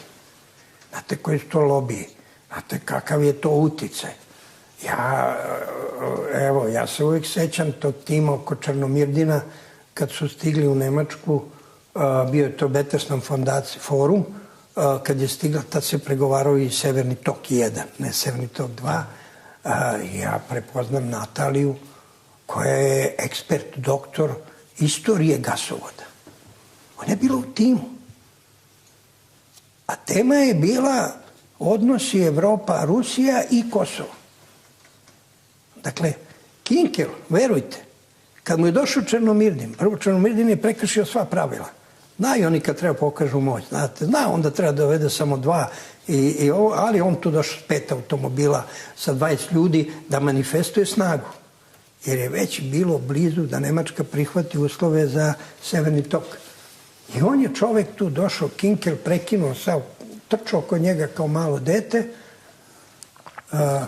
pitao ga 2 rečenice, Černomirdin rekao da u suštini što se tiče Kosova i Miloševića, da ga oni ne drže, to je bilo pitanje dok ćete da održavate u vlasti ovoga mrtvaca. Ovo je rekao, to nije naš problem. Pitao njega, Kinkela, dok ćete vi da mislite da je Rusija krmača i da je koljete i da vadite iz nje sve. Na to je pao predlog, jeste spremni za pregovore i svi ovi iz Gazproma su otišli. I onda šta se desi? Mi očekujemo nastavak priče o Kosovu, jer tema je Kosovo, a koje Černomirdin treba nešto kaže i on onako odličan, šarmantar, znam da ga neki Rusi ne vole, a mene je tu kupio, malo me podsjetio na Hruščova u Ujedinjenim nacijama, kaže Černomirdin, evo vam Jablinski, vi volite da slušate njegove liberalne priče. Dakle, zašto govorim? Uvek to ide zajedno. Moć je to. Energija je moć. Dakle, to što Zapad zove i od čega je dobio groznicu. Mnoge knjige su napisane o Petrol State. Jer to je ona razlika između Putinove Rusije i prethodne Rusije. Kada je država zavladala nacionalnim resursom, sklonila one oligarhe, moć u savremenom svetu, ko ima energiju i hranu, taj je vladar. Da li vi, Ljubinko, očekujete da se prekine to ucenjivanje energijom i da prestane to i da se konačno izgradi neki tok? I gde verujete da će se izgraditi? Energija je uvek politika i uvek će biti ja se izvinjavam, uvek će biti tih igara. Ko će koga nadigrati, to je pitanje, ali ja sve verujem da će interes, a zaista je opšti interes. Rusija je uvek bila pouzdan snabdevač i gasom i naftom. I u hladnom ratu i stalno. Nikad se nije desilo da Rusija ne ispuni svoje obaveze. Rusija ima gas, ona ima kome da ga proda. Nama gas treba. Ja mislim da tu ne treba da bude mnogo pameti, ali ne očekujem da to bude tako jednostavno. U svakom slučaju, neki način će se sigurno naći. Ne može Evropa da se smrzava, mislim, to je stvarno smešno. Ili će ići Severnim tokom 2, pa ćemo ga dobijati iz Nemačke, ali to je najmanje povoljna situacija. To je najskuplji i najduži put, to je preko obilaznice, kako bi se reklo. Preko Male Krsne. Da, ali to je odnos, konstatovali smo tokom emisije već da je to odnos 2 velike sile koje su više od regionalne sile, znači svetske sile. Da li očekujete neku promenu? Biće promenu u administraciji u Vašingtonu, biće novi predsjednik krajem ove godine. Da li očekujete tu kako vidite da će se posle odlaska Obame razvijati ti odnosi sa Rusijom? Pa nemam ja utisak da promjena predsjednika u Americi znači neku naglu i automatsku promjenu politike. Amerika je verovatno zato velika država što ona ima mnogo dugoročnije i ciljeve i neka pravila ponašanja koje ne menjaju ni predsjednici. Nisam sigurna da će se mnogo toga izmeniti. Dobra volja, ja se sećam i Busha, jednog, drugog, to kad su se pogledali u oči pa videli dušu, pa videli srce, pa pritiskali tamo neku dugmaca Hillary Clinton. Da, družili se, lepo vozikali se. Hillary Clinton pritiskala tamo neko resetovanje. Sve su to pojavni oblici. U suštini, hladnoratovsko mišljenje još uvijek postoji. Moj je utisak da Amerika ne može da se pomiri sa činjenicom da svet više nije multipolaran. Prosto oni i danas govore da je Rusija regionalna sila, to je smešno, ali je još smešnije što oni ne vide da pored Rusije još ima sila. I naravno, bit će tektonskih poremećaja. Hvala Bogu, mislim da te velike, te sile koje imaju atomsko oružje, time su vezale sebi ruke, pa neće da pokreću makar ratove. Bar ne otvorene ratove, ove sitne male koje su uzburkale svet. To, nažalost, rade, ali pravih ratova nadam se da neće biti, jer to bi bio kraj. Tako da Hillary ili Trump ili neko treći, to je potpuno svejedno, to će možda trenutno nešto malo onako opustiti situaciju, ali nešto specijalno promeni ne verujem. Dušan? Pa da, to je tačno, to važi i za sve velike sile, i za one mnogo velike kao Kina, koji tek dolaze da piju vodu sa Morave. Vidite, ja sam imao priliku da pristujem Fletcher Conference 2004. povodom početka rata u Iraku. Cinično i to se zove Iračka sloboda, a nije Lanđeo, ali je sloboda. I u uvodu je odmah rečeno, to je konferencija o strateškom planiranju. Irački rat će ubrzati, tako je govorio Wesley Clark i drugi uvodničari, ubrzati naše, znači američke planove o susretu s Kinom. Onda su rekli ovako, mi smo planirali da se s Kinom i u vojnom smislu susretnemo 2050. Ovaj rat će ubrzati i 2025. Moramo imati jasan odgovor šta s Kinom. Znači, i Rusija ima taj problem. Granice. Sibir, bogat, veliki. Ko je leteo iznad Rusije? Pa vidi ta bogatstva, onda se prosto zapitate kako ipak mali broj ljudi, koliko ima, može da kontroliše tako ogromnu, bogatu teritoriju. Vi malo vidite pa se pojavi neka priča o pravednoj raspodeli resursa svetskog, a to Amerikanci vole. Nije fair da sve budu u Rusiji. Da vi sve imate, eto, manjina ste, a opet su susedi preko Aljaske. Dakle, ja nekako, možda naivno, ja mislim da se sada snage odmeravaju, Rusija neće prihvatiti NATO, pa vi jedna tamo, jedan. Pa da razgovaramo o zajedničkoj komandi koja postoji i u saglašavanju. Ja govorimo o vojsci, ali mnogo su važniji sada ti ekonomski drugi. Tu je Rusija napravila strašan iskorak u BRIC-u. Ona se prva, to ne znači da je trajno napravila neki antiamerički blok, ali Amerikanaca tamo nema. Ona se približila i Indiji, i Kini, i Brazilu, Africi. Pa pazite, Afrika je budućnost. Planira se će oko 2 milijarde ljudi tamo živeti. Ajde, tek kad poče Kina, pa ona sada razvija samo u 5 država od 20 kapitalizam. Oni kad bi razvili kapitalizam, raspali bi se u 6. Oni to znaju. Znači, to je kontrolisano. Krene Indija. Dakle, ovi pokreti naroda. Dakle, ja lično mislim da je to mnogo složenije planiranje, da neće više doći do ovih uopšte iskušenja da se pritisne atomska bomba, neće niko ni da iskloni, jer su oni potencijalno diplomatsko sredstvo ubeđivanja. Uvek mene pitao jedan moj prijatelj, onako tvrd, iz Kijeva, ali Rus. I on kaže, što vi tvoji diplomate? Što oni malo pa prete ovim velikima, kaže. Pa ja kažem po onom poznatom pitanju, Staljinom, koliko imate divizija. Pa i oni nas očekuju da ih niko ne pita koliko imate atomskih bombi. Ako imaš atomsku bombu, pa makar bio je onaj tamo u Koreji, ti si neki igrač. Atomska bomba je garant, ali nije glavno sredstvo. Glavno sredstvo više nisu ni vojske.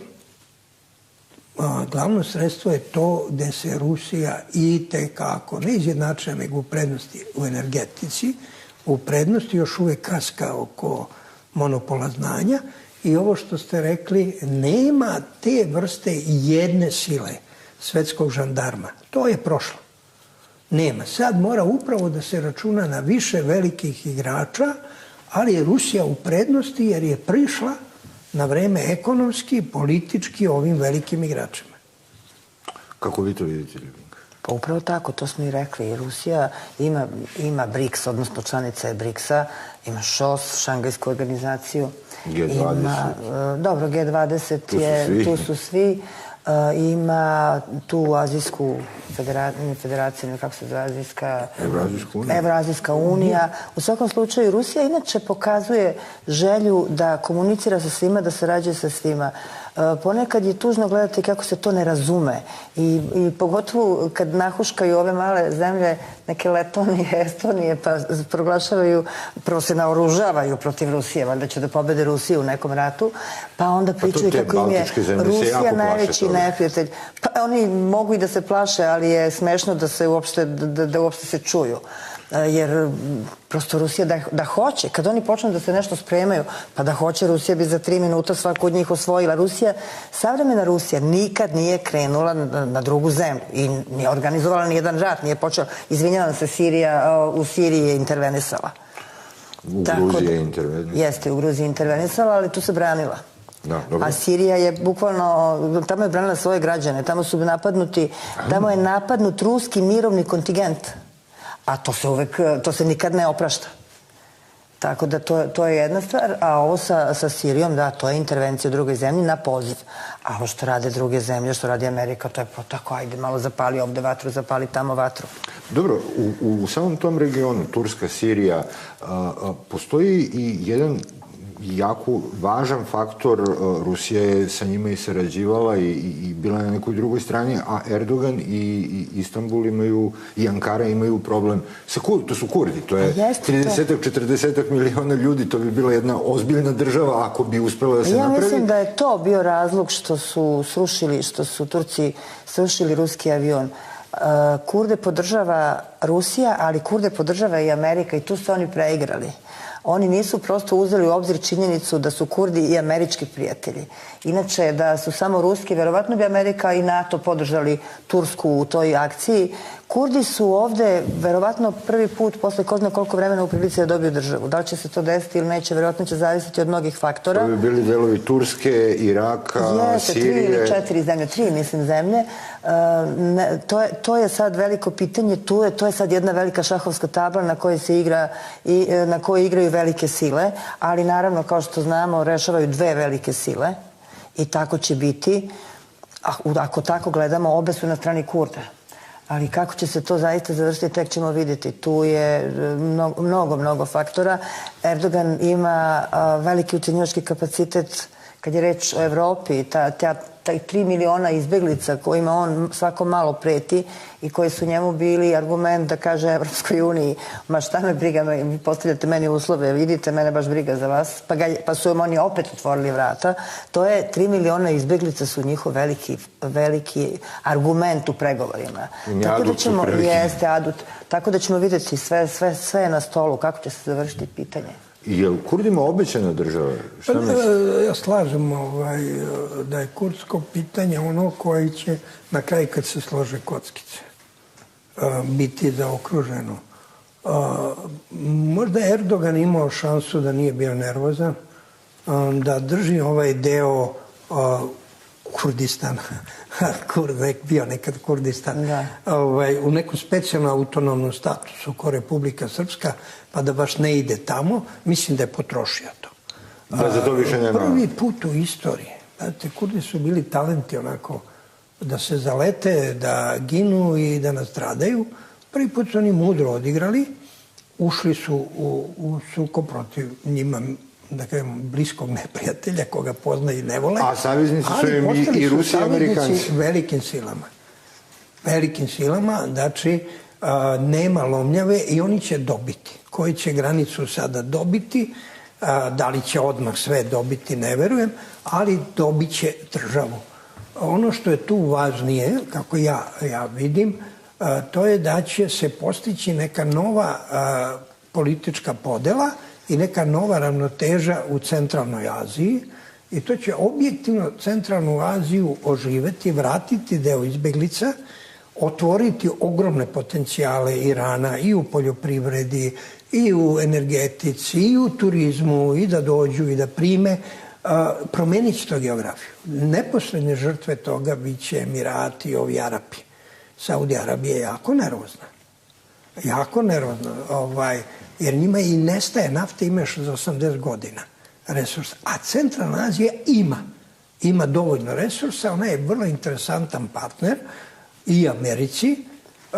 Dakle, neću reći da li je to baš sve namerno baš se krenulo tako, ali tako se dogodilo. Ne verujem ja, ljudi krenu s jednim planom stvari idu... I pogreše uvek tamo dođu gde je nafta. Pa uvek tu, da vam kažem jednu stvar. Pa to je tako. Ja sam bavio s etničkim sukobima.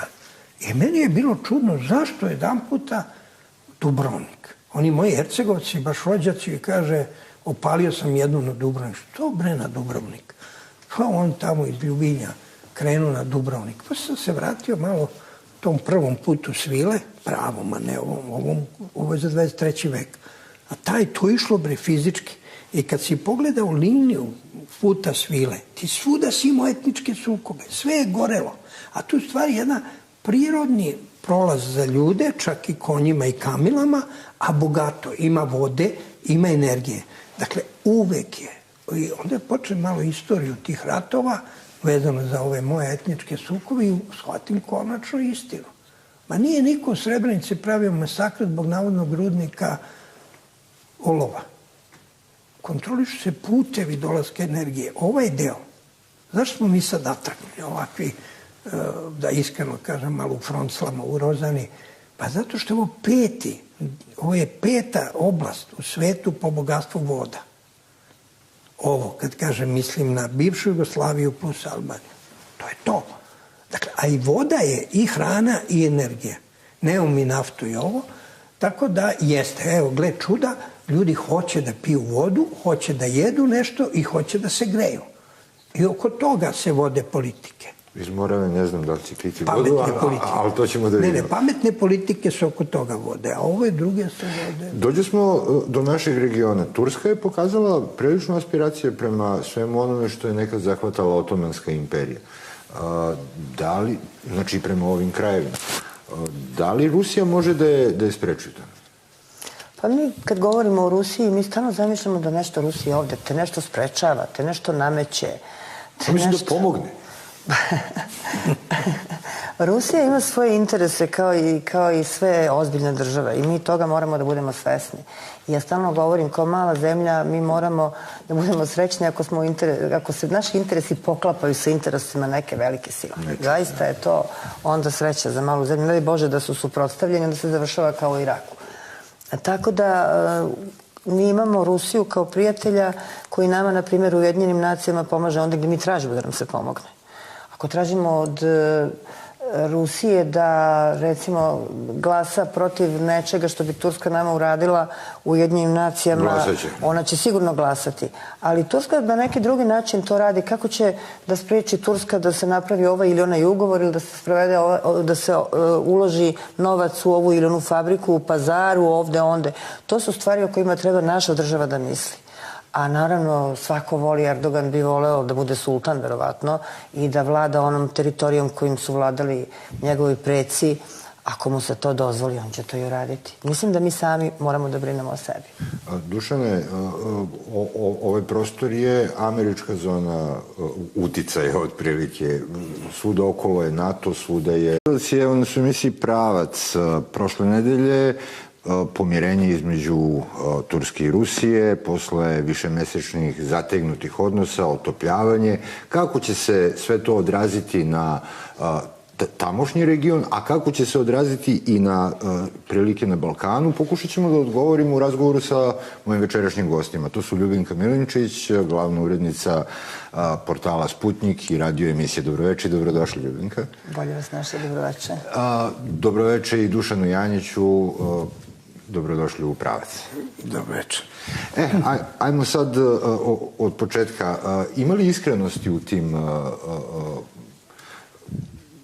izvinjenjima koje posle 6 meseci stignu? Svi znamo, desilo se oborenje ruski avion, divljački su ubijeni, je ubijen jedan pilot, njega su ubili ovi pobunjenici preko sirijske granice, ali uz podršku Turske svakako.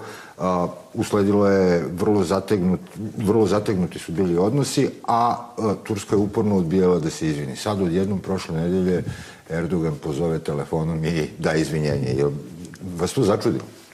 Pa 7 meseci je prošlo od tog nesrećnog obaranja ruskog aviona na teritoriji koja nije bila, koja uopšte nije pripadala Turskoj i odmah je bilo rečeno da Turska mora da ispuni 3 uslova da bi odnosi mogli da se normalizuju. Jedan je bilo izvinjenje, drugi je kompenzacija štete, treći kažnjavanje krivaca.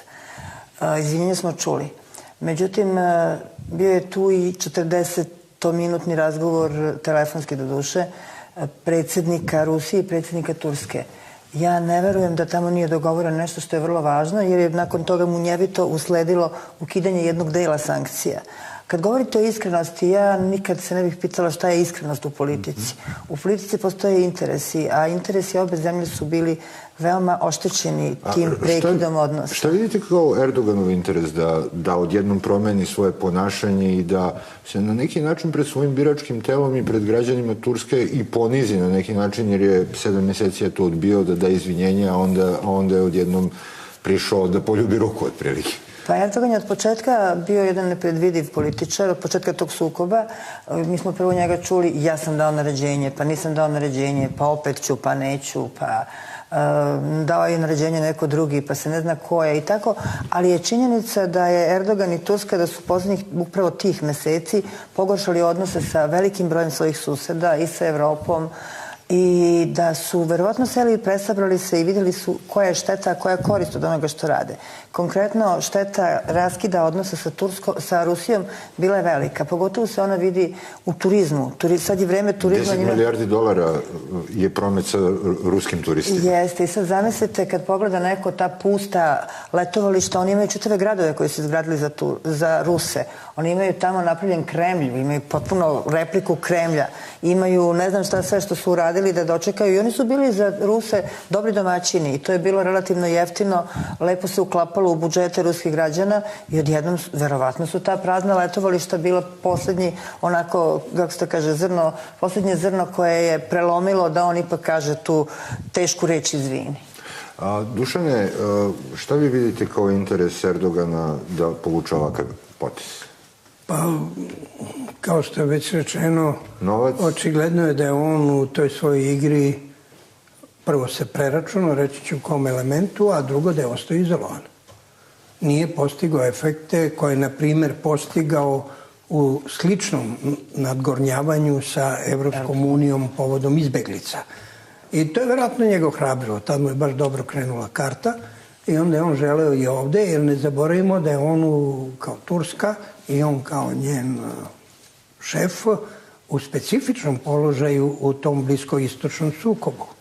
S jedne strane i kao članica NATO-a, on se pridružuje svetskoj borbi protiv terorizma, a s druge strane podržava jedan deo terorista, s treće strane preti opasnost da Kurdi konačno dođu do neke vrste države u ukupnom nekom zbirnom u perspektivi rešavanju problema Sirije i Iraka. Dakle, on ima vrlo uzak prostor. On je probao jedanput da ovim incidentom, to je moje mišljenje, da pokaže snagu regionalnog igrača i da se onda nametne kao pregovarač. Pomenuli ste NATO. U jednom trenutku je prošla već svim medijima da je Erdogan ponudio Rusima NATO bazu na teritoriji Turske za poletanje aviona. To je bila spin ili neka izmišljotina ili možda može da se desi? Sigurno je da je Tursku zahvatila recesija ekonomska. Sigurno je da je za njih veliki udarac i odsustvo turista, turizam im je glavna grana. Sigurno su oni imali itekakav interes da se udruže oko gasovoda, a zaista pogotovo posle odustajanja Evropske unije od, da kažemo, podrške Južnom toku, a postoji potreba za južnim krakom, kako god ga zvali. Taj južni krak će sigurno moći, ako Rusija bude htela da prebacuje i gas iz Rusije, ne može se živi od Azerbejdžana, to su male priče, ali dobro, otvara se Iran i Irak. Znači, postaje to jedna vrlo važna investicija koja njemu treba, ali ja lično mislim da je on vrsta predvidljivog političara koji je svojom autoritarnošću sebe polako izolovao od takozvane bele Turske.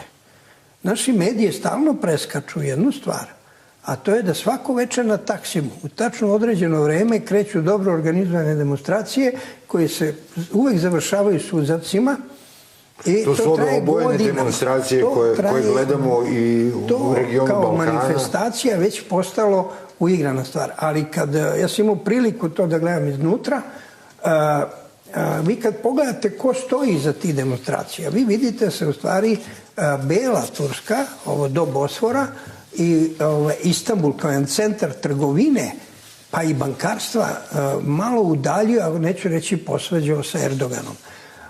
I to njemu unutra, ako još uzmemo kurdski problem, sužava prostor. Nije ona išao na podršku Amerikanaca, ja čak mislim da oni dobro neguju taj Taksim. Pa te proteste na Taksimu organizuje onaj Gulen koji je otprilike turski pandan. Ja sam htio da budem fini, htio sam da kažem da oni neguju. Ja moram da kažem da je to bilo ovako interesantno, ajmo anegdotski, da ne bude ovako mnogo ozbiljan, ali stvarno je ozbiljna situacija. Mi smo imali neke razgovore oko Kosova, tu je bilo ljudi iz naše vlasti i kosovske. I onda smo se prošetali i sad znate kako je, u ovoj sadašnjoj vlasti imate ljudi koji su, na primjer, u doba naših Taksima bili na strani policije, socijalisti ovi. I onda su oni onako nesrećni išli pravo ka policiji, dobili batine. Vi znate ko se žalio. A mi koji smo imali iskustvo, mi smo vodili neke mlade naprednjake da zaobiđemo policiju. Pa ja sam tamo popio kafu sa 3-4 čoveka, ozbiljna politička igrača, koje smo ovde gledali 90. godina. Nema spora da je, da kažem, ta podrška išla i da je to bila jedna stalna lampica koja Erdoganu govori dokle možda ide. To su ovi naši otporaši bili tamo. Dakle, on ima interes da ide ka Rusiji. Druga je stvar, koliko Rusija ima interesa da ide suviše blizu Erdoganu i problemima, s obzirom na je faktor koji muči i rusku državu unutra, federaciju, govorimo o islamskom porastu, objektivno islamskog fundamentalizma, radikalizacije. Tako da, i da završim, ja mislim u tom nekom velikom slaganju kockica, koje je krenulo da se on baš nije dobro snašao, ja bih preporučio našim političarima, pošto su prošle godine mnogo busali u grudi s Erdoganom, da ne uče od njega školu jer će loše proći. Stekao se utisak, Ljubinka, da je Rusija jedva dočekala to izvinjenje da skine i sankcije i sve. Ja bih samo rekla... Rusiji toliki interes bio da se to...